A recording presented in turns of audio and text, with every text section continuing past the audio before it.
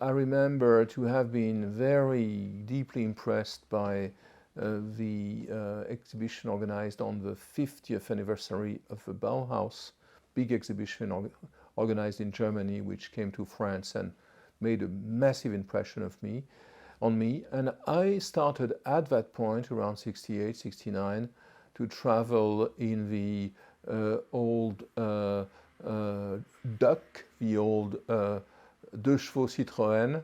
I started traveling with friends to see buildings throughout Europe and in Germany in particular. So I remember going to Stuttgart and seeing the Mies's work at the Weissenhofsiedlung.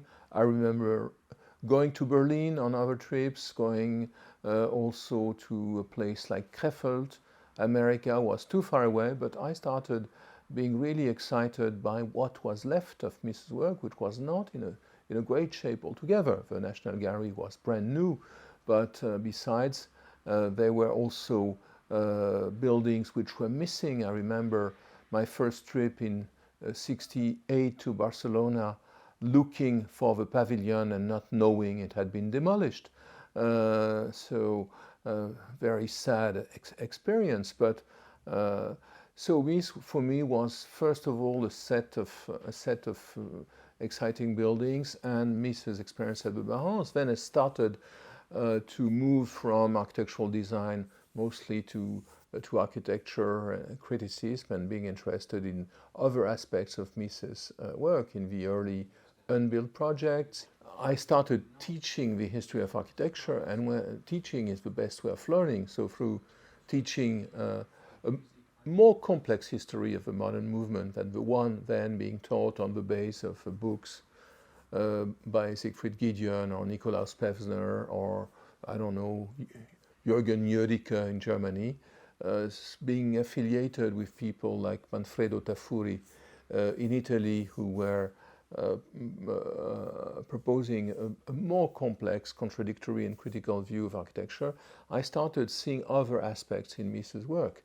And this led me, after having visited quite a number of buildings, including the American ones, to write this little monograph of 1994, which then got expanded, republished, and which I wouldn't consider as a major reinterpretation of Mies. There are colleagues who have done more than what I've done. I'm thinking of Detlef Mertens. I'm thinking of Wolf Tegethoff, of Fritz Neumeier in Germany. I'm thinking also of Dietrich Neumann, who now is preparing a big monograph in the US. So I'm not considering myself as a super historian of Mies, but as someone who tries to give to Mies van der Rohe's work a meaning in the framework of the history of 20th century architecture. Printed, it's charcoal, it's published in Berlin has a lot of cultural institutions. I mean, the number of museums, galleries, centers is staggering, and they keep growing. But strangely, in a city which is so focused on architecture and has been such an extraordinary field of experience, let's say since Schinkel, from Schinkel to this day, through various generations of remarkable Baumeister, of remarkable architects, there are very few places where architecture is really the prima donna, where architecture is the theme. So it's a paradox. Architecture, which gives, as a discipline, gives home to all the other disciplines, music, art, science, etc., architecture is homeless. So creating a home for architectural culture in relationship with the Haus Lemke, I think is an excellent initiative. It would create a center in a city which has lots of scattered sub-institutions, small institutions, a city in which the attempt at creating an architecture museum has failed. I remember that it was discussed very intensely, for instance, right after the Wende, right after the reunification of Germany. Nothing happened.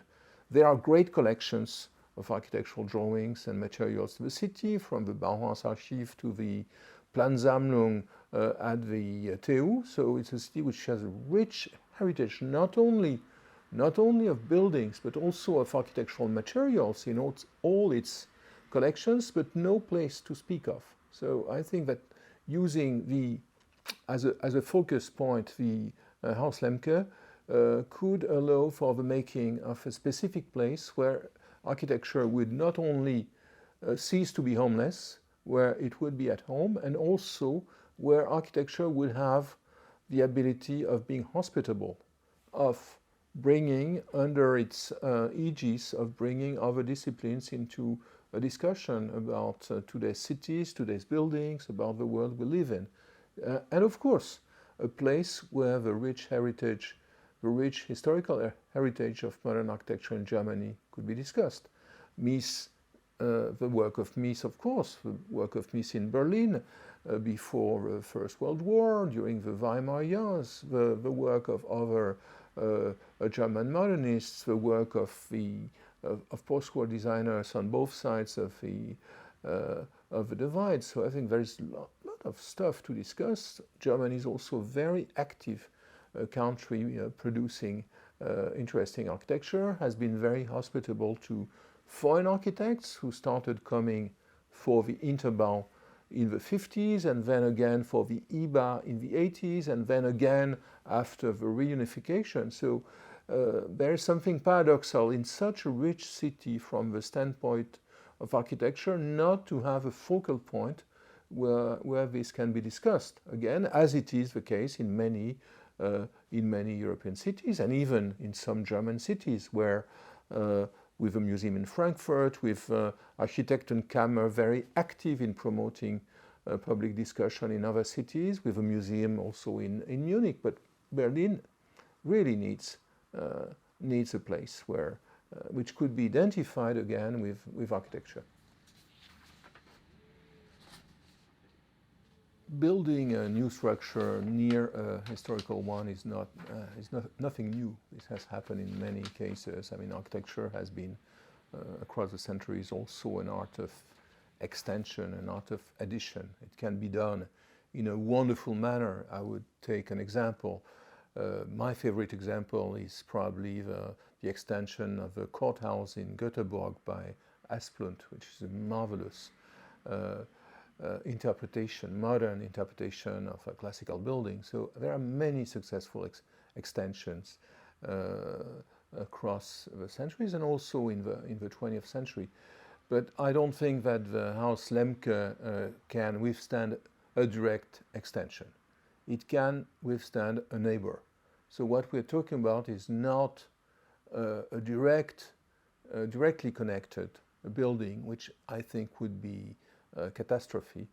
Haus Lemke is a very fragile building. It's a sort of minimal structure built with very, very modest means, and I think it would be crushed by anything too close to it. But this said, building nearby is a very interesting challenge. Adding a building which would enter in a conversation with Haus Lemke, conversation which could be generated by scale, by the building materials, by the orientation, by the light it would receive and also reverberate. So I think that this is a really interesting challenge at the condition of not ruining the fragile condition of Haus Lemke and its garden. So I have nothing against. After all, also the neighborhood is full of really mediocre single-family houses, and I don't see why they wouldn't be replaced by better buildings today.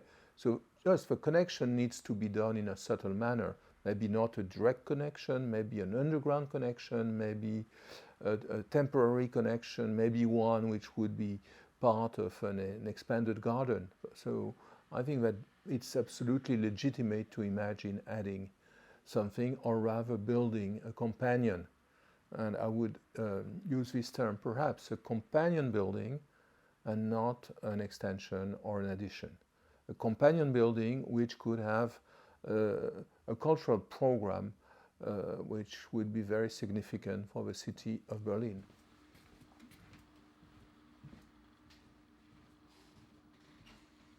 For many years, Mies has been perceived as an architect who had not much culture.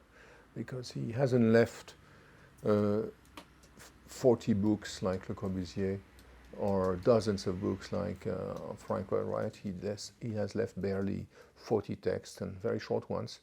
But Mies was a man who had a rather deep culture, even coming from a rather modest family of a stonemason father without having completed secondary education. In a way, the most fruitful contribution of recent history, and I'm thinking, of course, of Fritz Neumeyer's very important anthology of Mises' texts published in the early 80s, has been to show the complexity of Mises' ideas, the width of his friendships with people who were not exactly doing the same architecture, his contacts with someone like Hugo Hering, his connections with people like Rudolf Schwarz, the very Catholic Rudolf Schwarz, who was doing a completely different architecture.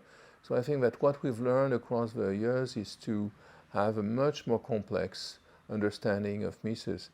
And if the House Lemke can do something, it would be also to help to break, I would say, to dismantle the cliches about Mies and to bring forward the image of someone who had a professional engagement, who was interested in various media, in furniture, in textile, in photography, and who cannot be reduced to the cliches of his main buildings.